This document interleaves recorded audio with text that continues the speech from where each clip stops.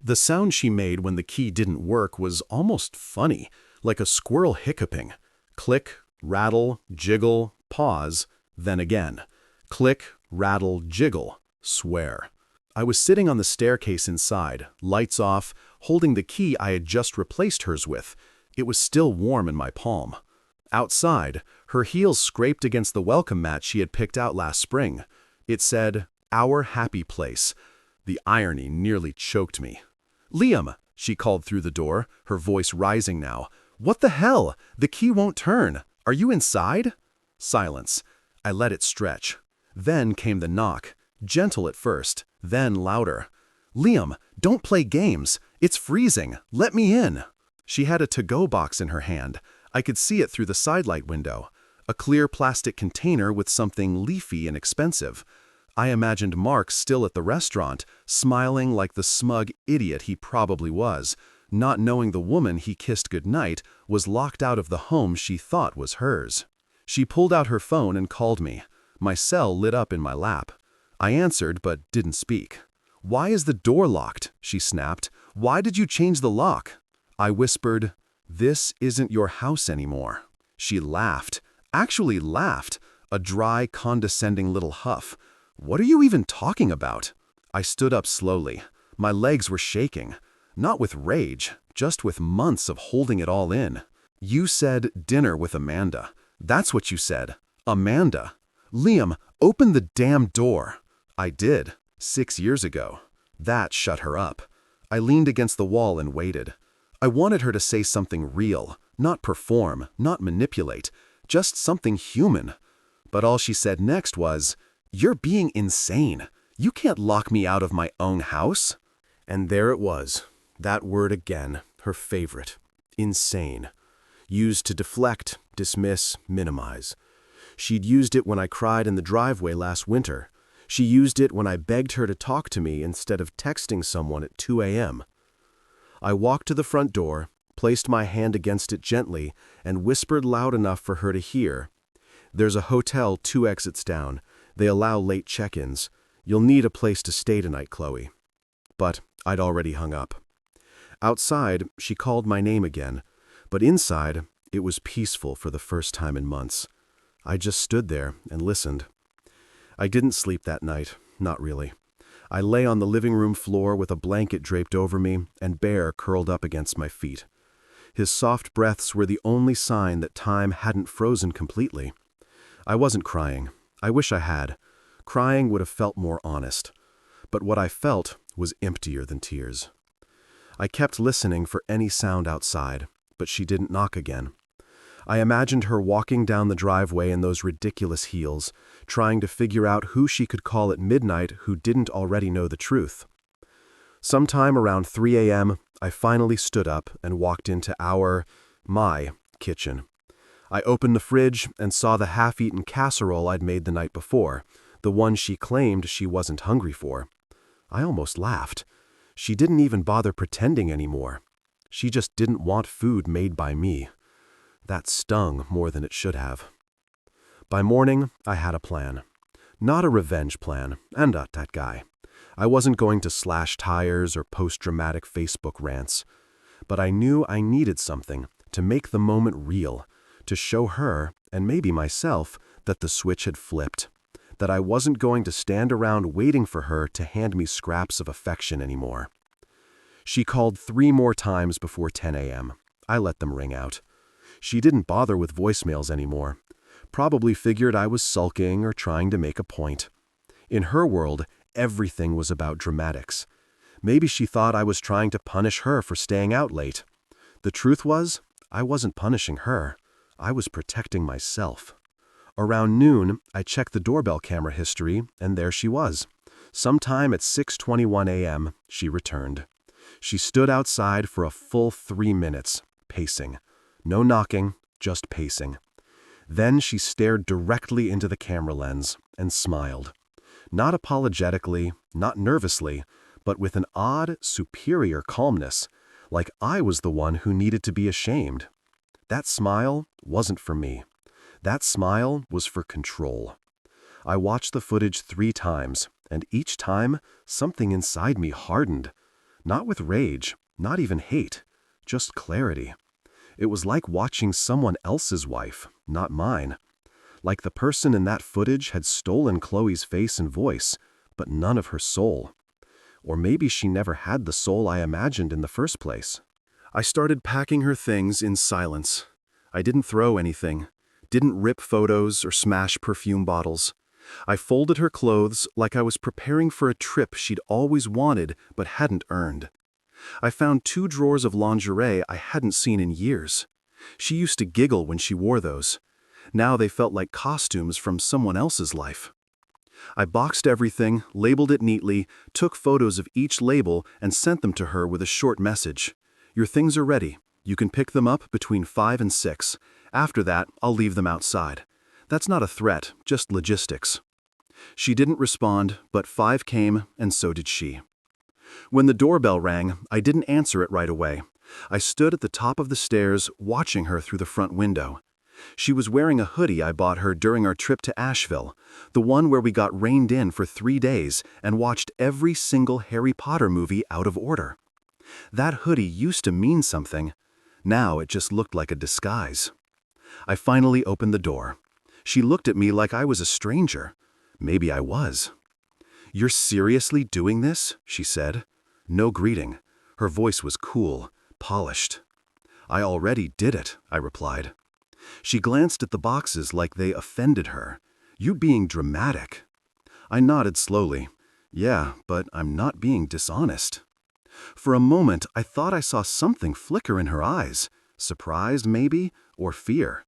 But it vanished as quickly as it came. She stepped forward, but I didn't move. "I can't stay here tonight," she asked, softer now. "Just to talk." "You had a place last night," I said. "Was it not comfortable?"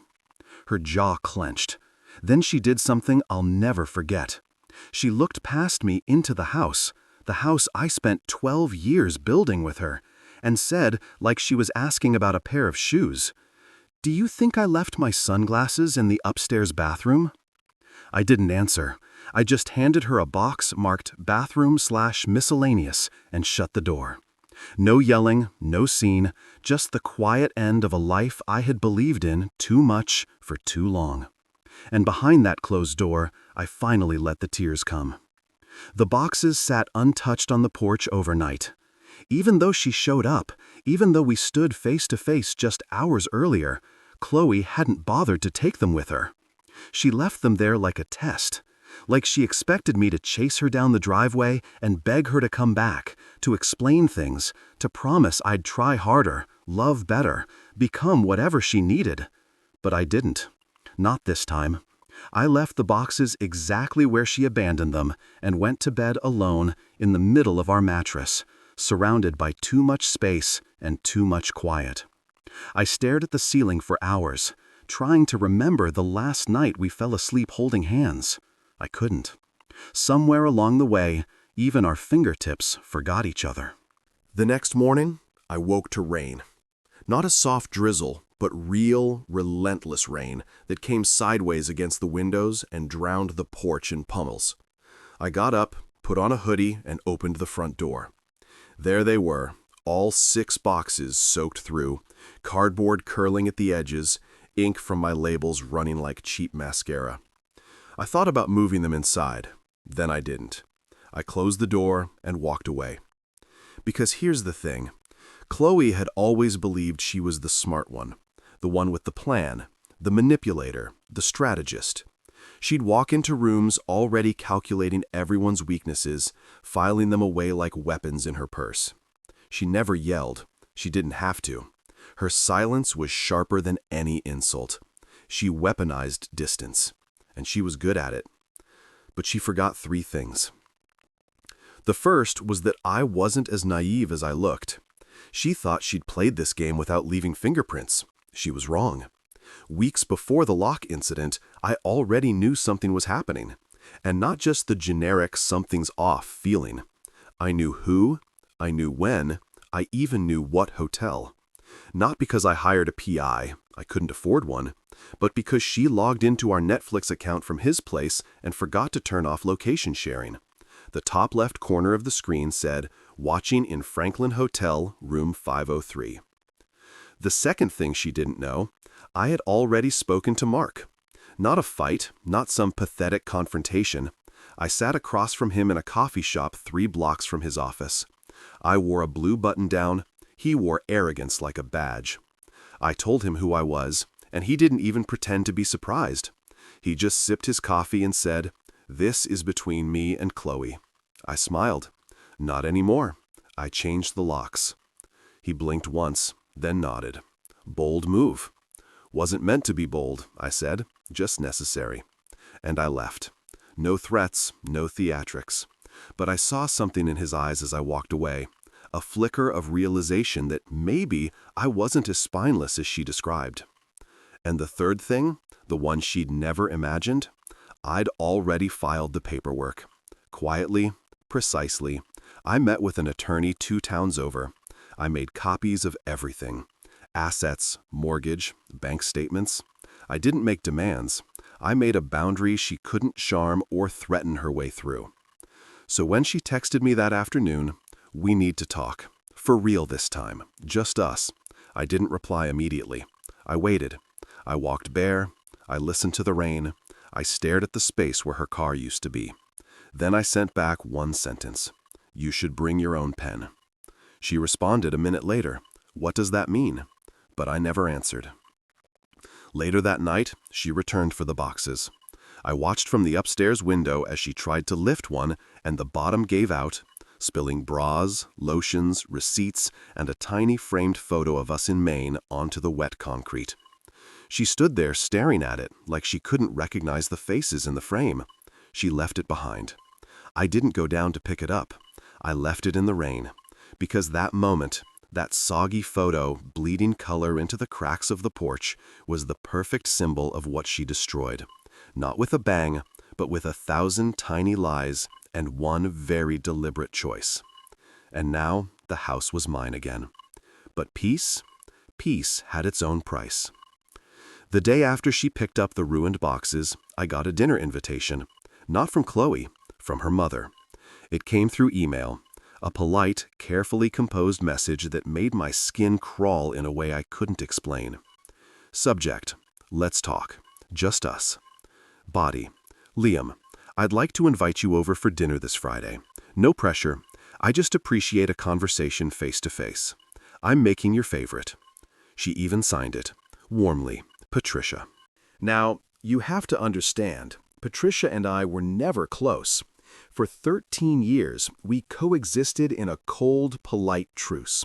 She always looked at me like I was a temporary inconvenience, not a life partner.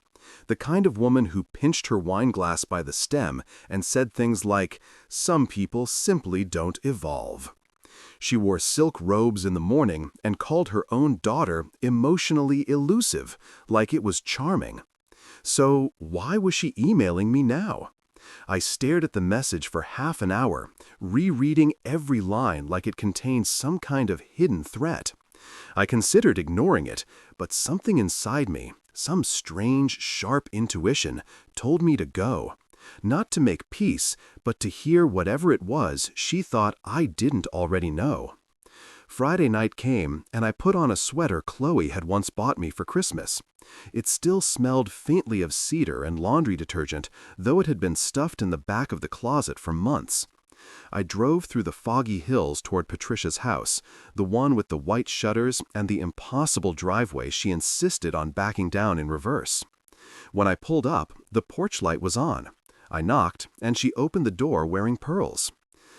"Liam," she said softly, as if I was a soldier returning from war.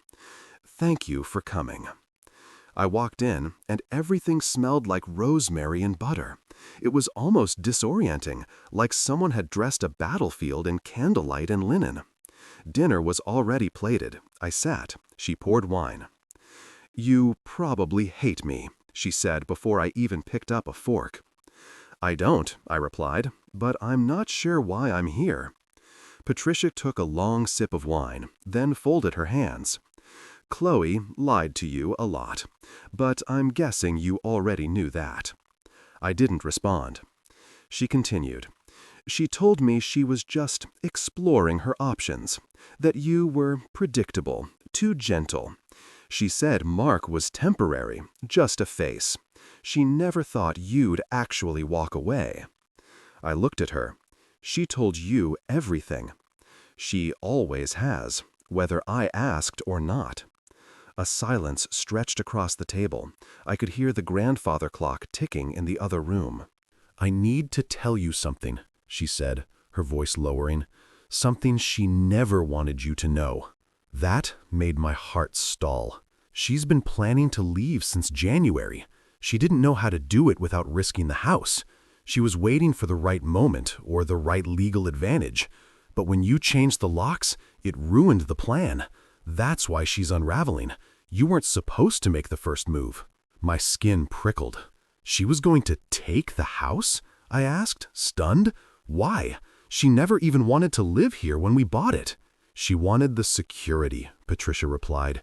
And she thought if you looked like the one who shut her out, she'd have leverage. I stood up slowly. "Why are you telling me this?" Patricia looked tired, older than I remembered. She touched the edge of her wine glass, but didn't lift it. "Because I think you loved her, actually loved her. Not for what she gave you, but for who you believed she was. And because she's never loved anyone more than herself." I didn't know what to say. Part of me wanted to scream. Part of me wanted to laugh. But all I did was nod. As I walked toward the door, she called out, "There's one more thing." I turned. "She's not with Mark anymore." I froze. Since when? "He dumped her 3 days ago." I swallowed. "Why?" She said, he said, and I quote, "She scares me." That night, I drove home with the windows down, the cold air slicing across my face. I didn't feel triumphant. I didn't feel vindicated. I just felt free, in the kind of quiet, unfamiliar way that doesn't rush in like a storm, but arrives like a whisper. But the peace wouldn't last, because Chloe was coming back, and this time she wasn't knocking. It was Sunday morning when I heard the back door open. Not knock, not creak, not jiggle. Open. At first, I thought maybe I'd forgotten to relock it after taking Bear out, but I never forget things like that anymore. I'm not that version of myself, the distracted, overworked fool who missed every red flag because he believed love was immune to erosion. That guy's gone. And yet, the door had opened. I was in the upstairs hallway folding laundry when I heard her voice. "Liam." The sound of it, soft and high, like she was slipping on her best innocence, made my spine go rigid. I moved to the top of the stairs and looked down. Chloe was standing in the middle of my kitchen. My kitchen. She was wearing that same black coat with the fur-trimmed collar, the one I always thought made her look like a movie villain, which now felt painfully appropriate. Her eyes scanned the room like she was searching for something to recognize, something to claim. She held her phone in one hand and a set of duplicate keys in the other. "You made copies," I said, not a question. She didn't flinch. "Of course I did. You think I'd just hand over my life without a backup plan?" I descended 2 steps. "This isn't your life anymore." She gave a tight, humorless smile. "That's funny, coming from the man who used to cry if I forgot to say I love you before leaving for work." I didn't rise to the bait. "What do you want, Chloe?" "I want to talk," she said, walking toward the counter like she still owned the place. "And before you say anything, no, this isn't about getting back together. I'm not here to throw myself at your feet or beg for forgiveness. I know you'd love that, but no." She paused, picked up one of the mugs drying by the sink, the blue one with the chipped handle, and turned it slowly in her hands. "You're doing all this to prove a point," she said. "Changing the locks, boxing up my things, talking to my mother?" "You talked to Patricia?" I asked. She laughed once. "She sent me a photo of the dinner table, told me I lost something I'll never replace." She rolled her eyes. "You two deserve each other." I didn't ask her to. "It doesn't matter," she interrupted. "I didn't come to fight." I stayed on the staircase, close enough to see her clearly, far enough that I wouldn't be tempted to close the distance out of habit or weakness. She looked around again. "You changed the curtains?" she said. "Yes." "And you took down the photo wall?" "Yes." She sighed softly. "You know, I thought I'd hate you by now." "I'm sure you tried," I said. She nodded slowly, eyes never meeting mine. "I thought I'd hate you, but I don't. I envy you." I didn't know how to respond to that. Part of me wanted to laugh, part of me wanted to yell, but mostly I just felt tired. "Chloe, why are you here?" She turned toward the window. "Because Mark wasn't what I thought he'd be. Because the apartment I rented smells like mildew. Because every night I lie awake wondering how someone as gentle as you managed to become so unbreakable." I walked the rest of the way down the stairs. She turned to face me. "I made a mistake. You made a choice," I corrected. A long pause passed between us. Her face shifted, not into guilt, but something stranger, almost curiosity. "Who is she?" she asked suddenly. "What? Who is she?" "The woman who taught you how to say things like that, who helped you find this version of yourself." I stared at her, blinking slowly. "There's no one," I said, and I meant it. But in that moment, I could see it, her plan forming. She didn't come back to apologize. She came back to compete, to re-enter the game, not because she missed me, but because she missed control. "Don't do this," I said quietly. Her smile returned, cold and graceful, like a mask slipping back into place. "You think locking me out was the end of the story, Liam?" she whispered. "But I'm not finished." She walked out the front door without another word, and this time she didn't need a key, because she had something more dangerous than a key. She had intention. And I realized far too late that locking someone out doesn't mean they won't find another way in. For the next 2 days, nothing happened. At least not in the traditional sense. No surprise visits, no texts, no key scratches on my car door, just silence. And for a moment, I started to believe maybe that was it. Maybe her storm had passed and she'd found someone else's roof to crash under. But silence from Chloe was never just silence. It was strategy. It was a breath before a plunge. I didn't hear from her again until Wednesday night, and even then, it wasn't a phone call or a message. It was voicemail. 6 of them left back-to-back at 2:13 a.m. I hadn't heard the phone ring because I'd muted it before bed, but there they were, stacked neatly in my inbox like little landmines. I played the first one. A low buzz of background noise, music, chatter, maybe clinking glasses. Then her voice, slurred slightly but unmistakably hers. "Hey Liam, I don't know. I know I'm not supposed to call. I know you think I'm the enemy now. Maybe I am, but I'm not. I'm not all bad, you know." Click. That was it. The second started immediately after. "I mean, I did what I did, okay? I messed things up, but you made it so easy to walk away. You always did. You just sit there looking like a kicked puppy, and I'd get so tired of waiting for you to grow teeth." I paused the message, heart pounding. What did that even mean? The third voicemail hit harder. "I saw your Instagram, that stupid post with the tree and the quote about healing. Who are you healing from? Huh? Me, or the version of me you made up in your head?" That one lingered because I hadn't posted anything. I reopened the app, and there it was. A photo I'd taken days earlier, just a bare tree against the winter sky. No caption, no hashtags, nothing special. I'd posted it late at night and forgotten about it, but she hadn't. I pressed play on the fourth. "You think people don't talk, Liam? You think I don't hear things? My cousin saw you at the bar with that brunette girl, the one from your office. You looked happy. Is that what this is? Some midlife reinvention? Are you going to start wearing leather jackets next?" I froze. I hadn't been on a date, not once. The brunette girl? That was Erin from accounting. We'd met for a drink because our department lost 2 employees and she was panicking about payroll. But now I understood. She was spiraling. The fifth voicemail was the worst. I was never going to leave you. I was just figuring things out. You rushed it. You locked the door before I could even knock. And the last one, pure venom. You don't get to rewrite the story, Liam. You don't get to be the victim. You don't get to pretend you were some innocent bystander in a marriage you barely showed up for. Click. I sat there for a long time, just holding my phone in the dark, those messages echoing in my ears. It was strange. In all the chaos of the past few weeks, I'd never truly been afraid of Chloe.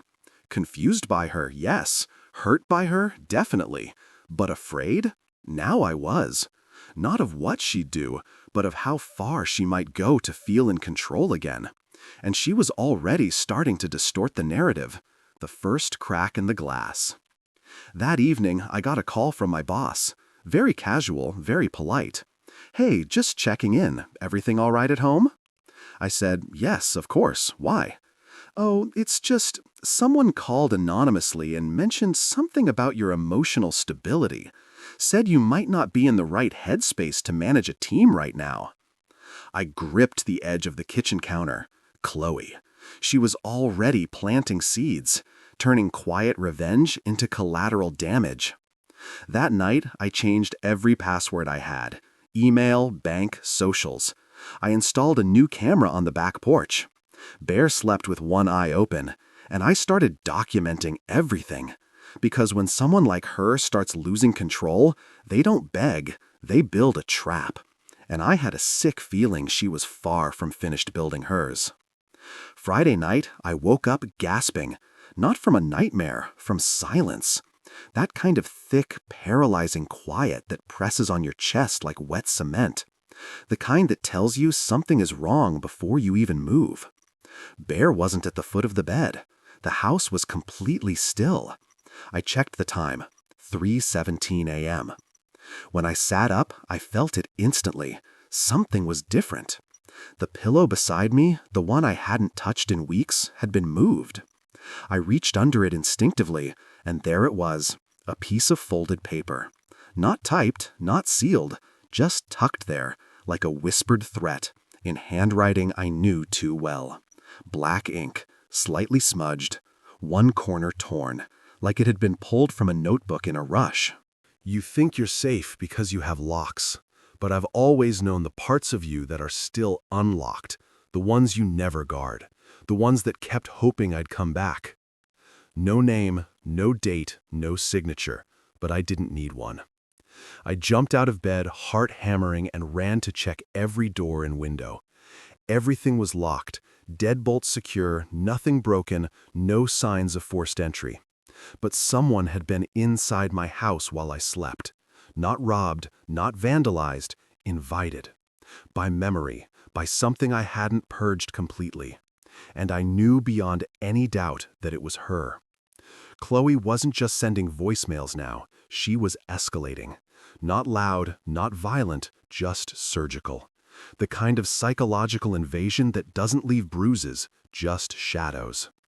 I checked the backyard cam footage. It was dark, grainy.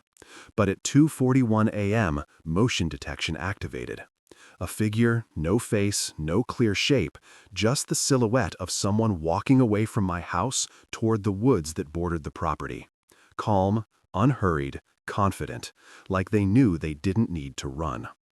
I downloaded the clip and emailed it to myself, then backed it up twice. I didn't call the cops. Not yet. What would I even say? Hi, my ex-wife may or may not have snuck into my house and left a cryptic note under my pillow. They'd ask for proof. They'd ask if I'd given her a spare key. They'd ask if I had a restraining order. I had none of those things. Instead, I called the one person I hadn't spoken to since this started, Erin from accounting, the brunette at the bar Chloe had mentioned in her voicemails. She answered on the second ring. "Liam, are you okay?" I nearly cried hearing that question. I didn't realize how badly I needed someone to ask it. "I need a favor," I said, keeping my voice low. And I know it's weird, and I know we barely know each other outside of emails and complaints about printer toner, but I need to meet. Now. Public place. She didn't hesitate. There's a 24-hour diner by the freeway. I can be there in 15. 20 minutes later, I slid into the booth across from her. She wore a hoodie and jeans, no makeup, hair pulled back. She looked concerned, real, present, like the opposite of everything I'd been drowning in for months. I handed her the note. Her eyes scanned it twice, then looked up at me. "She wrote this." I nodded. "And she left it where you sleep." I nodded again. She let out a slow breath. "You need help, the legal kind." "I know," I whispered, "but I needed someone to read it first, someone real." For the next hour, I told her everything. Every voicemail, every visit, the camera footage, the anonymous call to my boss. I didn't hold back. And to her credit, Erin didn't look away once. She didn't interrupt. She just listened, as if absorbing a story too heavy for one person to carry alone. When I finally stopped talking, she reached across the table and placed her hand on mine. "You're not crazy," she said, "but she's trying to make you feel like you are. That's what people like her do when they start losing their grip.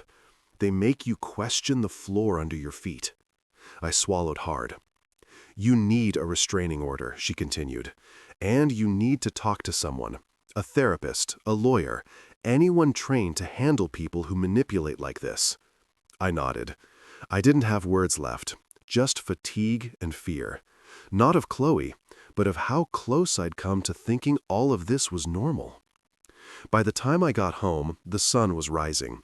I walked through the house slowly, deliberately, as if reclaiming each room from the memory of her. And that night, for the first time in weeks, I slept with the lights on.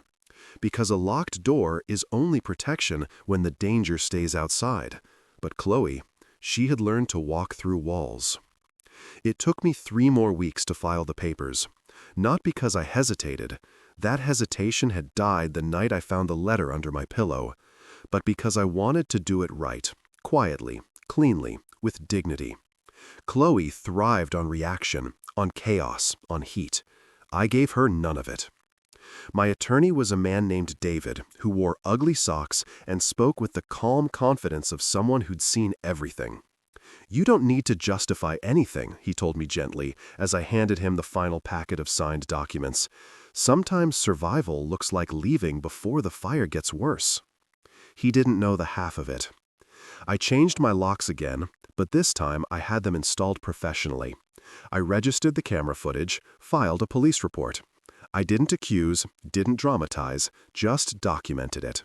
Step by step, I built a boundary around my life. Not a wall, a gate I could open or close on my terms. Chloe tried once more, one final attempt. 2 weeks after the report, I got a letter in the mail. Not hand-delivered, not dramatic, just a plain white envelope. No return address, no handwriting, typed. It said, "I didn't want it to end like this. You were the safest place I ever had, and I ruined it. I don't expect forgiveness. I just want you to know, part of me still loves the way you folded laundry." That was it. And for the first time, I didn't feel twisted inside reading her words. I didn't feel pulled or manipulated or cracked open. I just felt done. I shredded the letter. Took Bear on a long walk through the park she hated going to, said the grass made her shoes muddy. Bear rolled in a puddle, barked at a bird, and I let him. We sat on a bench for 20 quiet minutes, watching families pass, watching light fall through trees. Peace doesn't come like thunder. It comes slowly, like warmth crawling back into your fingers after a long winter. I started sleeping with the lights off again. I finally took down the blue mug from the drying rack and replaced it with a new one, dark green, heavy in the hand, something I picked out myself at a local pottery shop. A woman named Clara helped me choose it. She ran the register. We talked for 20 minutes about dogs, local bakeries, and why people always say, "I'm fine," when they're clearly not. I saw her again a week later. This time, I asked her to join me for coffee. We laughed. Real laughter. The The kind that doesn't come from irony or pain or survival. The kind that bubbles up because it wants to be heard. It's not a love story. Not yet. But it's something. The locks on my doors are stronger now. But more importantly, the lock on my self-worth is finally in place.